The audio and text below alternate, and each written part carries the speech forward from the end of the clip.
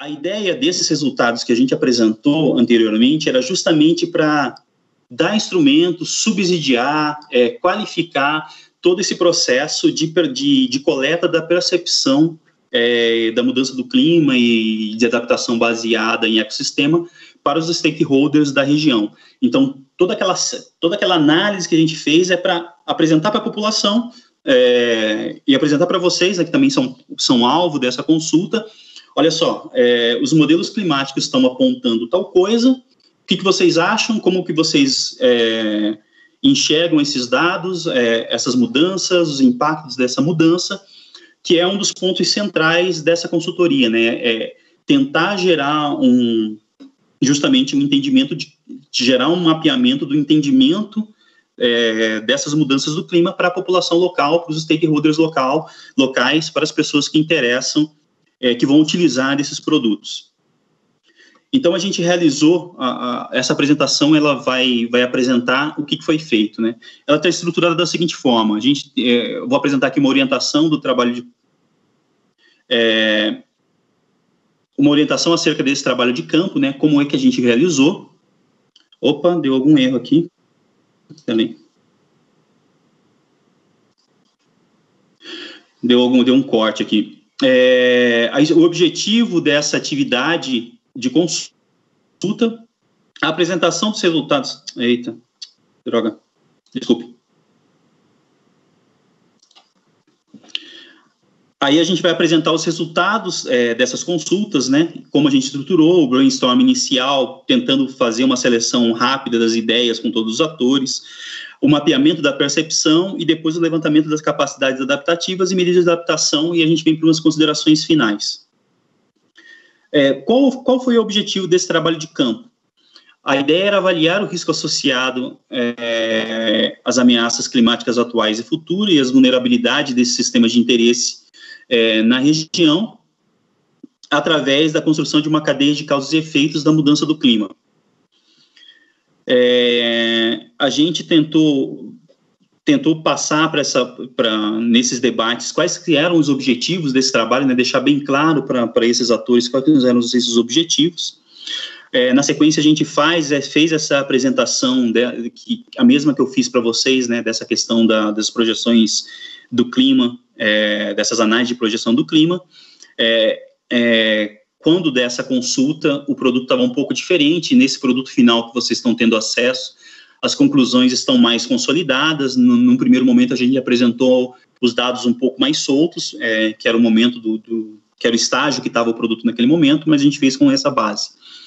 E a gente trabalhou de forma muito mais aplicada com eles a apreensão desses conceitos de risco, ameaça, vulnerabilidade, de impacto, de capacidade de adaptação. Então, a gente fez exercícios mais específicos, porque depois a gente precisava consultar esses atores acerca de como eles entendiam a ocorrência dessas variáveis no seu dia a dia, no seu local de trabalho, no seu local de moradia, e por aí vai.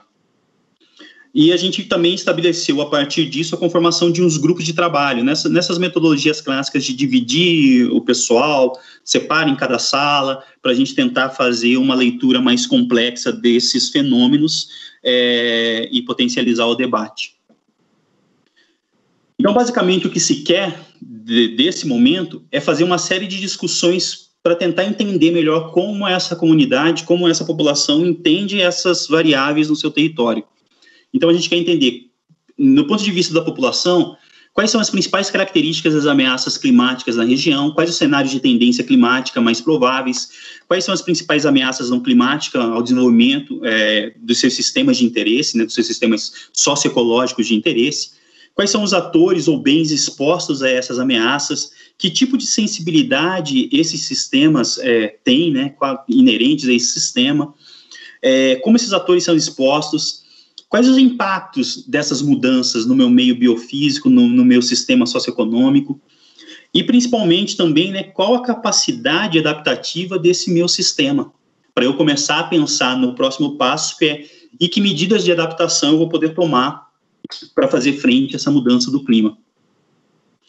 Eu vou pular um pouco isso aqui, para a gente ganhar mais tempo na frente. Isso aqui vocês vão ler, é desnecessário. Como é que a gente estruturou, então, esse debate? A ideia toda daquelas perguntas é a gente extrair de todo aquele debate uma forma de coleta mais racional do processo, né? Então, todo aquele debate, ele está sendo gerado, ele está sendo sistematizado na forma dessa tabela que vocês veem nesse momento, onde eu tenho alguns elementos que eu quero entender e o comportamento de variáveis nesse elemento.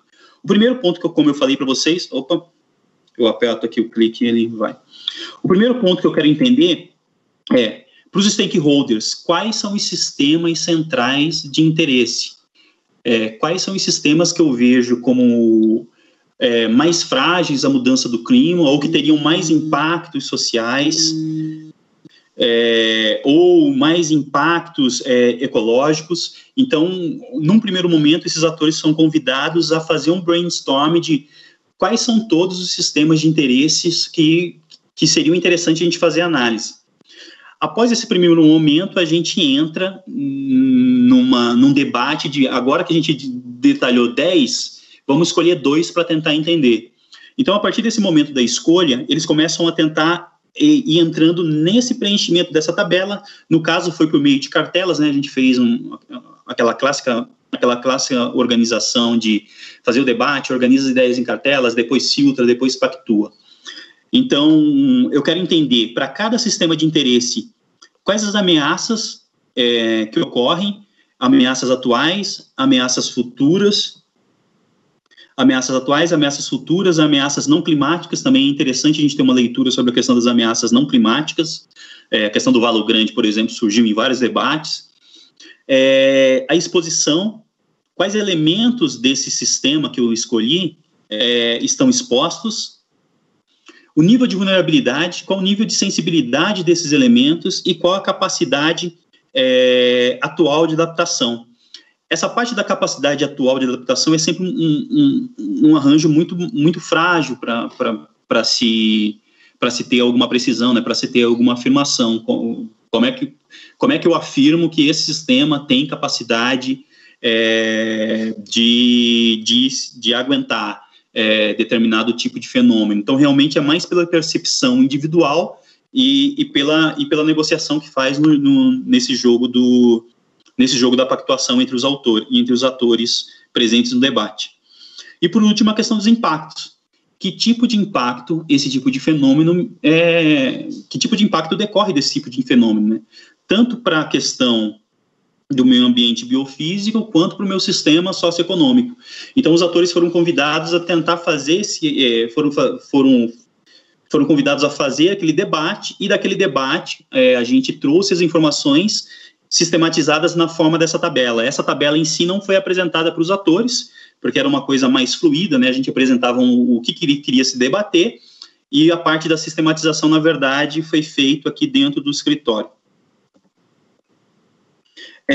O que foram essas atividades de campo? Então, basicamente, o que a gente teve foram 3 oficinas de capacitação e consulta sobre percepção da população em relação à mudança do clima, uma em Iguape, na sede do ICMBio, com a presença de ICMBio, técnicos da Prefeitura de Iguape, lideranças das comunidades de manejadores de música, em especial da cidade de Cananéia e Iguape.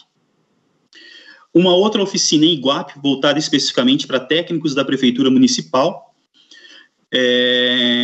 Uma em Cananéia, onde a Prefeitura abriu mais, então a gente teve a participação de técnicos da Prefeitura de Cananéia, representantes da colônia de pescadores, contamos também com o representante da Câmara Municipal de Cananéia, mas foi uma participação foram lá para ver o que estava debatendo, meia hora e saíram.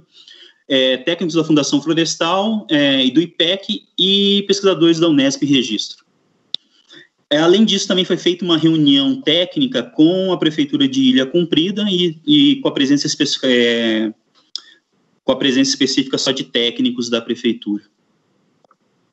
Então, essa foi uma programação que a gente trabalhou, não vou entrar em detalhes nela aqui, vai estar disponível para vocês para a gente ganhar tempo mais na apresentação dos resultados. Então, aqui só uma amostra da divisão dos grupos, né, quando a gente fazia as divisões dos grupos para debater questões específicas ou exercícios específicos, um relato de informações. Então, aqui a gente já passa para uma apresentação da sistematização desses debates que foram gerados ao longo dessas oficinas e dessas reuniões técnicas. Fazendo um aglomerado de todos os temas que surgiram de sistemas de interesse, de sistemas socioecológicos de interesse, surgiram no debate cerca de 21 sistemas. Como eu falei, é impossível detalhar todos isso. Essas oficinas ocorreram em cerca de um dia de debate, né? A gente iniciava às 9 e às 5 já tinha que encerrar. Então, impossível a gente detalhar, e em especial ouvindo todo mundo, né, pactuando os entendimentos, detalhar todos os sistemas. Então, das chuvas de ideias que surgiram nas várias oficinas, a gente tem esses exemplos aqui. Então, surgiu a questão do mangue, da pesca estuarina, das áreas urbanas, da agricultura, do território de pesca, da biodiversidade do sistema lagamar, da questão dos rios e do sistema estuarino, do manejo do musgo, do turismo. Esses foram que a gente conseguiu detalhar.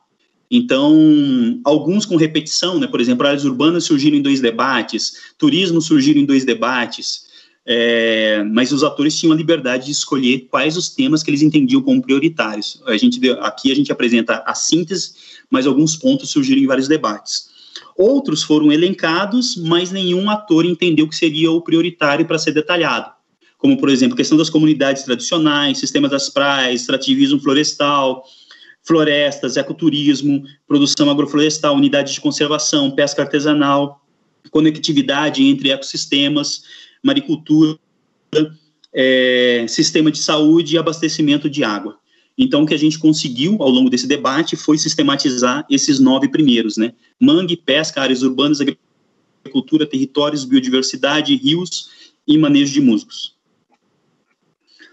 Esse material também está disponível para vocês em 2 formas. Aqui, como a apresentação limita muito, né, eu tenho essa apresentação para vocês, mas também eu tenho a tabela sistematizada para vocês dessa série de debates. Então, na tabela fica mais fácil vocês acompanharem. Mas a ideia aqui é mostrar um pouco desses resultados, até porque vocês vão ser convidados também a atuar, a fazer esse mesmo exercício de forma virtual, né? Então, por exemplo, detalhamento da questão do manejo dos musgos, que contou principalmente com a participação das lideranças de várias comunidades de manejadores de musgo, e com o pessoal do ICMBio e também da Prefeitura de Iguape. Manejo de musgo, eles entenderam que tinha que fazer uma divisão aí no debate. Eu tenho que, para a questão do musgo fofão e para o veludo, eu tenho algumas ocorrências que são distintas, algumas que são iguais e algumas que são distintas. Então, eles entenderam que eu tinha que separar isso aí. A questão do musgo também ocorreu em 2 debates, tanto em Iguape quanto em Via Cumprida, a gente fez um debate também sobre os musgos. Então, alguns temas tiveram uma replicação de debates, né, porque os atores tinham uma visão diferente, ou mesmo tinham sua visão específica sobre determinado tema. Então, o primeiro item foi essa questão do manejo do musgo. Quais ameaças eles entenderam? Eles entendiam muito, eles verificaram, eles apontaram muito para a questão de ameaças futuras. Em vista aquelas projeções de mudança do clima que a gente apresentou, e aquela dubiedade ou oposição de sinais de mudança na precipitação por meio dos modelos, eles verificaram 2 possibilidades, né? O fofão e o veludo têm comportamento diferente em relação à umidade. Então, é isso que eles tentaram apresentar aqui. Olha só, o fofão, se eu tenho extremos de chuva, eu tenho uma piora na produção do fofão. E o veludo ao contrário. Se eu tenho mais dias secos, menos umidade no meu solo, menos umidade para esse sistema, eu tenho um decréscimo desse veludo. Como não climática, como ameaça não climática. Foi apontada a questão de ausência de regulamentação, de legislação que ampare as atividades deles. Além disso, o processo de urbanização, né? Se eu tenho um processo de urbanização que limita ou que invade as minhas áreas de produção, eu tenho uma ameaça não climática. Sobre a questão de exposição, mas o que desse meu sistema está exposto? Então, foi apontada a questão das áreas de manejo e das próprias comunidades, né, manejadoras, porque elas são afetadas por essa mudança do clima. Do ponto de vista da vulnerabilidade, já indo aqui para baixo, então, o primeiro ponto foi identificar o sistema de interesse. identificar que tipos de ameaças incidem sobre esses meus sistemas de interesses, que elementos dos meus sistemas de interesse estão expostos, e agora a gente parte para a questão da vulnerabilidade, sendo que a gente vai trabalhar a questão da sensibilidade e da capacidade de adaptação. O que torna o meu sistema mais sensível à questão da mudança do clima? Aí veio uma série de fatores apontados como por eles. Por exemplo, fofão. Para o fofão e para o musgo, né, que varia alternadamente. Se eu tenho um terreno mais baixo, ele está mais fácil de ser inundado. Então, ele é mais sensível à questão da chuva. Se eu tenho um terreno mais alto, ele dificilmente tem o mesmo nível de acesso à umidade. Então, ele fica mais sensível à questão da consecutividade de dias secos. Então, eu tenho sensibilidade desse sistema de acordo com a sua localização ou seu nível de exposição. Queimadas, desmatamento, então foram apontados como algumas outras sensibilidades desse sistema. Para ambos, eles apontaram que, para as condições atuais, o sistema é altamente resiliente. Altamente resiliente por quê? Mesmo que hoje eu tenha a ocorrência de uma tempestade que inunde a área de produção do fofão, destrua toda a produção, assim que isso é revertida, assim que essa variação climática é revertida, o fofão nasce de novo. Então, eles conseguem afirmar que para hoje está ok. Para o amanhã, não sei, porque vai depender muito desse nível de chuva, né? Se eu tiver ocorrências de R10, de chuvas consecutivas maiores de 10 milímetros, por tantos dias consecutivos, eu não consigo dimensionar esse impacto na minha produção, porque até o momento não teve. Do ponto de vista dos impactos biofísico, eu tenho a perspectiva de uma redução das áreas de produção, uma perspectiva de redução dos períodos também de produção e dos próprios volumes de produção. Do ponto de vista socioeconômico, isso vai ter um impacto direto na renda dessas famílias que dependem da comercialização desses produtos. Passando para o próximo ponto, eu acho que a gente não vai conseguir passar por todos os resultados. Eu vou elencar aqui alguns sistemas de interesse que foram eleitos, né, digamos assim, para detalhamento por esses atores locais. A gente vai entrar em alguns porque são muitos... é bem extenso todo esse detalhamento, né? Então, para esse mesmo sistema de interesse de musgo, tentando pensar na medida de adaptação, foi feito um debate rápido sobre que aspectos são interessantes da gente tentar raciocinar para a gente pensar a capacidade atual de adaptação desse sistema. Então, por exemplo, para a questão do musgo, o sistema tem uma alta resiliência às variações climáticas, variações naquele sentido que o João ensinou. A minha temperatura varia normalmente. Eu não entrei ainda na questão da mudança do clima. Normalmente, Marcel, chove 10 dias consecutivos. Para isso está ok, para isso o meu sistema aguenta. Mas se eu tiver uma mudança do clima e essa média de 10 dias pular para 20, eu já não sei. Mas para a capacidade atual é isso. Eu tenho também uma coisa que agrega, Marcel, que é o alto nível de preservação ambiental natural da região. Apesar dos avanços de urbanização e de agricultura, isso não é um risco significativo, não é uma ameaça tão significativa na visão deles, tá? E o meu extrativismo não é generalizado, ele é ainda concentrado em alguns pontos. Como medidas de adaptação para o enfrentamento da mudança do clima, surgiram várias ideias. Eu tenho desenvolvimento de pesquisas sobre essas espécies manejadas, no entendimento dos atores, essas espécies manejadas e que movimentam a economia de várias famílias, tem poucos estudos. Eu acho que se eu não me engano, eles citaram um estudo que estava sendo feito por um estudante, mas eles entendem que demanda mais estudos. Eu tenho a necessidade de promover estratégias de licenciamento dessas áreas de exploração, porque a maioria são particulares, né? Então, basicamente, eles estão trabalhando numa área de terceiros.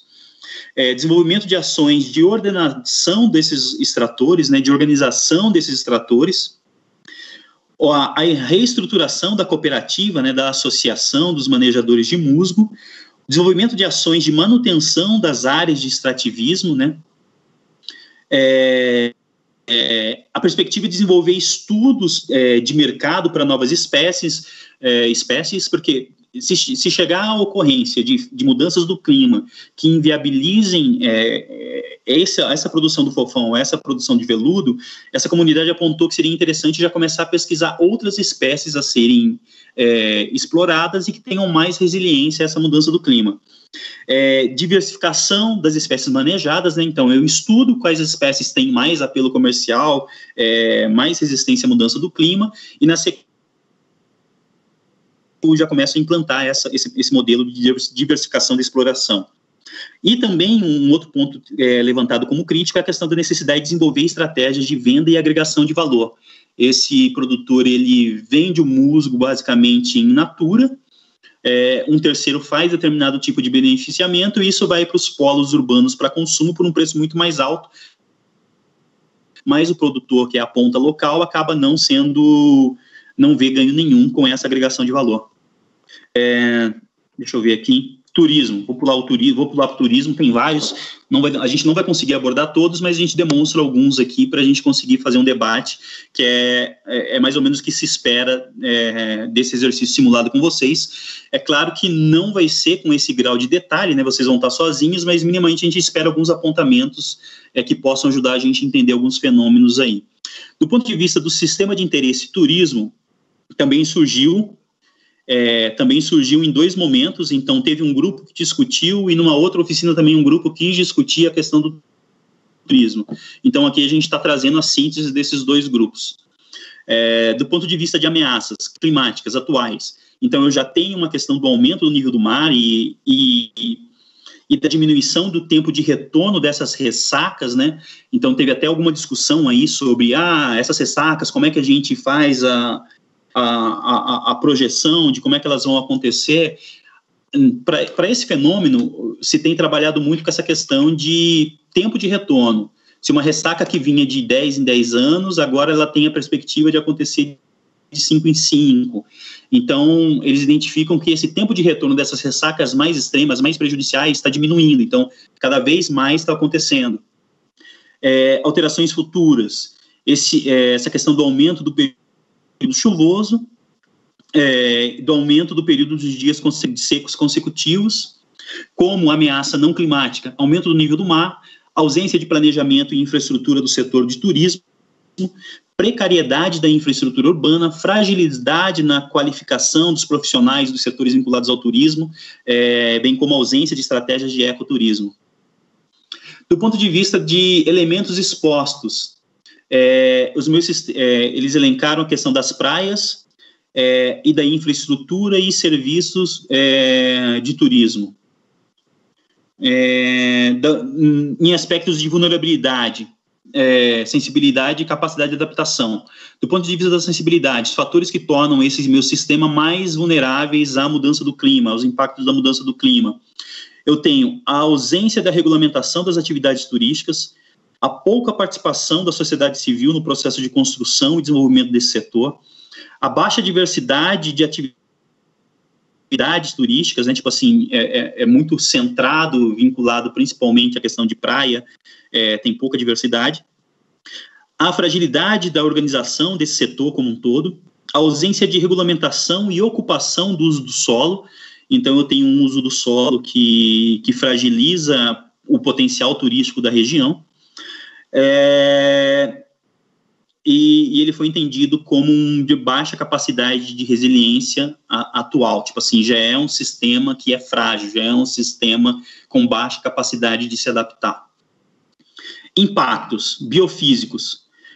Um dos pontos, aqui talvez seja um ponto que a gente precise pensar melhor, mas o que surgiu foi essa questão de perda de praia, né? Como vocês mostraram, praias que estão sumindo, barras que estão sendo abertas, o estuarino que está sendo aberto. Então isso foi apontado como um impacto biofísico, como impacto socioeconômico. A queda da produção do sistema turístico como um todo, né?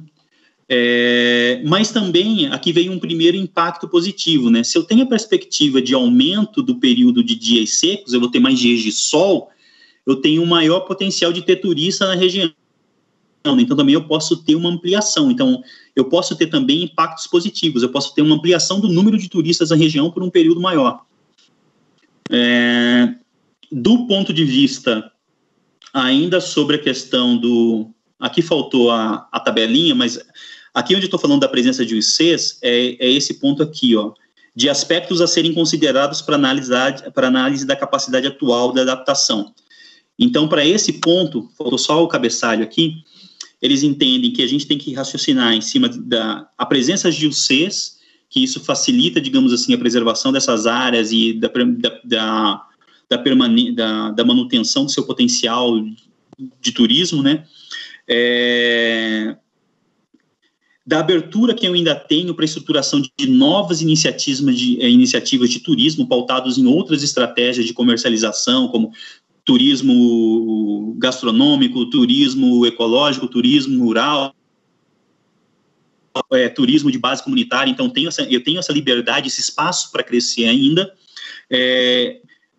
De forma negativa, eu já tenho um esgotamento da capacidade de carga dos sistemas de infraestrutura da região como um todo. Se eu promover esse aporte todo de incremento na atividade turística, o meu sistema de infraestrutura urbana vai dar conta? Na visão dos atores, já está esgotado, não teria como ampliar com as condições atuais, né? Teria que ser feito toda uma estratégia de investimento para dar conta. Em relação ao turismo de praia, é altamente beneficiado pelo aumento da temperatura de dias secos, que foi aquilo que a gente citou ali anteriormente. O estado de preservação ambiental facilita muito essa questão do atrativo da atividade de turismo. Mas é entendido que eu ainda tenho uma baixa oferta desse potencial turístico da região como um todo. Como medidas de adaptação para enfrentar questões de mudanças, tanto a questão de mudanças climáticas, quanto para essas questões também das ameaças não climáticas, tá? Estão juntando as duas coisas aqui. Eu tenho de desenvolver ações de educação ambiental e urbana, capacitação dos setores vinculados ao turismo, construção participativa de políticas públicas de desenvolvimento urbano, né, para dar conta dessa questão do turismo, pesquisa e desenvolvimento de estratégias de desenvolvimento e de diversificação do setor do turismo, parceria com o Sistema S para capacitação da rede de suporte ao turismo, hotelaria, restaurantes, transportes, no entendimento feita pelos atores, se entende que os hotéis, os restaurantes e os transportes não estão adequados para o atendimento, para vender o serviço, né? Não tem um atendimento bom para o turista. Desenvolvimento de fomento do turismo de base comunitária, tipo assim, como uma estratégia para fortalecer o enfrentamento à mudança do clima. Um mapeamento, realização de um estudo de uma atividade de mapeamento das atividades com potencial turístico, né, para ampliar essa gama de atividades turísticas passíveis de serem comercializadas na região.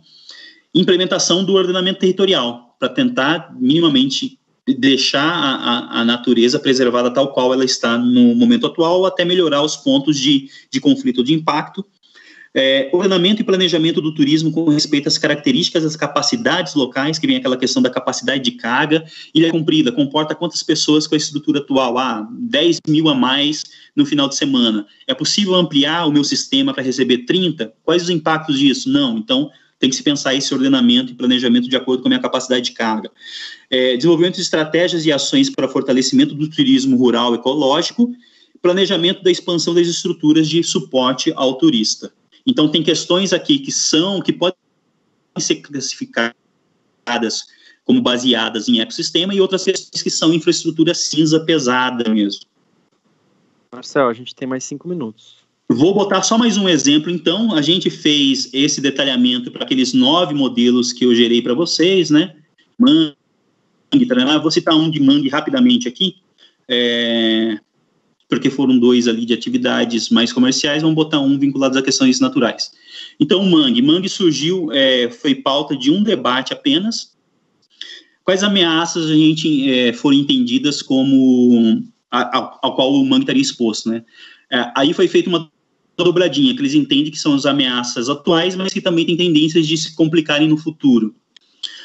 A questão da ampliação da ocorrência de dias secos consecutivos, né? Ampliação de ventos intensos, diminuição dos tempos de retorno de eventos extremos, e aí a professora Marília trouxe muito o exemplo dessas tempestades de granizo que têm ocorrido e têm destruído grandes áreas do mangue, e elevação do nível do mar e salinização excessiva de algumas áreas. Com ameaças não climáticas, a questão do Vale Grande, a abertura da Nova Barra, especulação imobiliária, né, o que significa expansão urbana sobre essas áreas de mangue, e contaminação química, por uma série de fatores, entre eles saneamento ambiental. E que elementos desse meu sistema de interesse estariam expostos? As áreas de mangue em si, em especial a questão das espécies vegetais, e as espécies animais endêmicas que fazem desse mangue ou ponto de reprodução, habitat ou de alimentação, né? Do ponto de vista da sensibilidade desse sistema, eu tenho uma fragilidade dessa área, uma fragilidade intrínseca dessa área de transição, né? Essa interface terrestre com corpo hídrico, rio, estuarino, ampliação de espécies vegetais adaptada à temperatura, aí aqui no caso é quase uma sensibilidade ao contrário, digamos assim, né? Eu tenho algumas espécies, pelo que eu entendi, de vegetação do mangue, que se eu aumento a temperatura, eu tenho um maior nível de reprodução desse tipo de espécie. Então, se aumentar a temperatura, pode ter algumas ocorrências, uma sensibilidade positiva, digamos assim. Quiseram fazer um exercício ao contrário aqui. Eu tenho ampliação dos processos sedimentares erosivos e deposicionais nessa área de mangue, como um fator de sensibilidade. Como foi entendido a capacidade atual? Para o nível que está hoje, eles entendem como o mangue como um fator resiliente às mudanças atuais, mas com grande risco, tendo em vista essas alterações futuras. Do ponto de vista de impactos biofísicos e socioeconômicos, impactos biofísicos, eu tenho a perda de área de mangue, eu tenho a diminuição de oferta alimentar para várias espécies animais, ruptura de cadeia reprodutiva de várias espécies animais, eu tenho a degradação do solo, erosão diante de ressacas, avanço do nível do mar, entre outras ocorrências. Do ponto de vista socioeconômico, eu posso ter impactos diretamente vinculados à diminuição do estoque pesqueiro, né? E também posso ter uma fragilização das estratégias de iniciativa de turismo ecológico. Em especial, isso aqui foi colocado lá em Cananéia, que tem, digamos assim, uma exploração específica do turismo ecológico na área de mangue. Vou só citar esse último aqui, a gente já encerra, Tiago. Do ponto de vista desses aspectos a serem considerados a capacidade atual, foram levantadas a questão de a gente ter no mangue espécies vegetais de alta resistência, né, de alta resiliência. Eu tenho o aumento da temperatura como uma questão favorável ao crescimento de algumas espécies endêmicas. Eu tenho um certo nível de legislação e regulamentação para proteção desse mangue, né? Então eu tenho um suporte legal para garantir a preservação dessa área. Eu já tenho algumas iniciativas em alguns municípios para proteção dessa área, em específico também em Cananéia eu tenho essa semana do manguezal, né, que acaba atuando como capacitação, sensibilização e movimento. E a própria delimitação e controle que é exercido nas unidades de conservação. Então também isso auxilia nessa capacidade de adaptação, né, nessa resiliência do sistema. Como medidas de adaptação, eu tenho manejo das espécies invasoras, fomento a projetos agroflorestais, propostas, tá, gente? Propostas de manejo de espécies invasoras, proposta de sensibilização e capacitação da sociedade para a preservação desse ecossistema, implementação de estratégias de planejamento urbano territorial, fomento a pesquisa sobre mudança do clima, impactos da mudança do clima na vegetação de mangue, né, no ambiente do mangue, estruturação de estratégias de sensibilização da mídia, da população, ampliação das ações de fiscalização, fechamento do Vale Grande, isso aqui foi bem controverso, bem debatido, e reflorestamento das áreas já degradadas.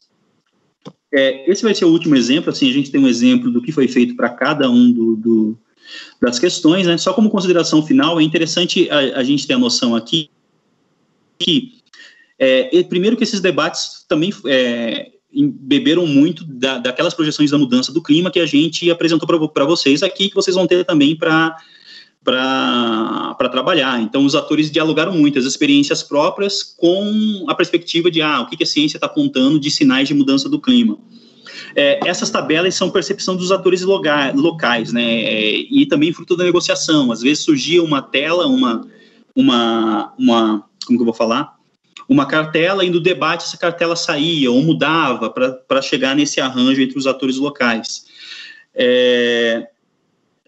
Tudo isso foi um exercício livre, de livre negociação entre os atores, e aí tem um ponto que é importante, que em alguns debates, em um debate específico com técnicos municipais, foi questionado, e eu acho que isso é bom evitar aqui, foi questionado, mas aquele ator, ele nunca vai para tal região, como é que ele pode dar opinião sobre tal região?